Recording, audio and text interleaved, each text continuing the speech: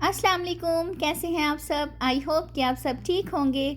آج میں آپ کے ساتھ شیئر کروں گی حضرت موسیٰ علیہ السلام اور ایک گناہگار آدمی کا بارش برسنے کا واقعہ۔ تو چلیے ویڈیو کو سٹارٹ کرتے ہیں۔ حضرت موسیٰ علیہ السلام کا زمانہ تھا۔ اس زمانے میں قحط پڑ گیا، بارش نہیں ہو رہی تھی۔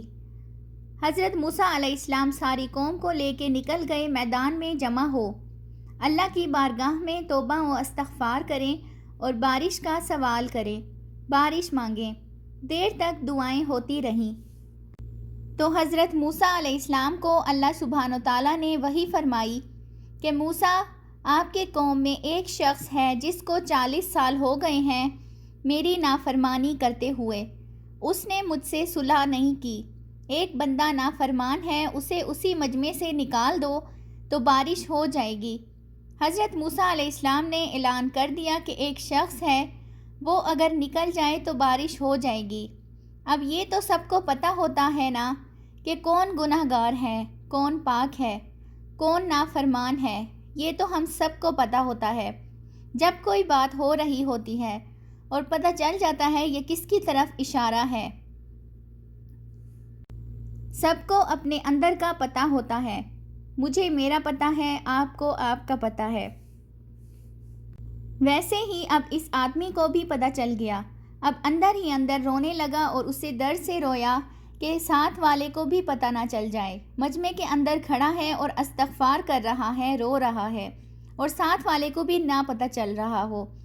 ہجوم غم میں بھی توہین ضبط غم نہ ہوئی، ہم اس احتیاط سے روئے کہ آنکھ نم نہ ہوئی۔ وہ رویا اور اپنے آنسو کسی کو دیکھنے بھی نہ دیے۔ اب درد سے بولتا ہے، اللہ تو معاف کرنے والا ہے، تو معاف کرتا ہے، پردہ پوشی کرتا ہے۔ مالک، میں نافرمان ہوں، یہ لوگوں کو پتہ چل گیا تو میری تو بچوں کا بھی جینا حرام کر دیں گے۔ یا اللہ، میری تو آنے والی نسل بھی تڑپ کے وقت گزارے گی۔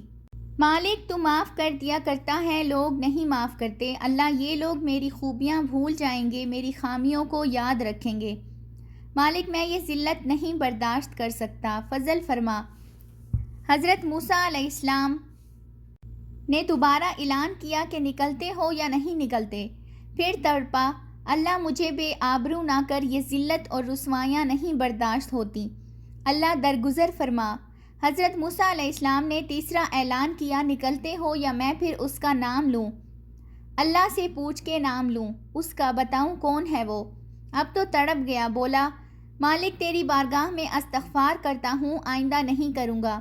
یہ الفاظ اس آدمی کے منہ سے نکلے، بندہ کوئی بھی نہیں نکلا، اللہ نے بارش برسا دی۔ بہت ہی تیز بارش برسی اور جب بارش برسی لوگ تو دیکھ کے اپنے اپنے گھر چلے گئے۔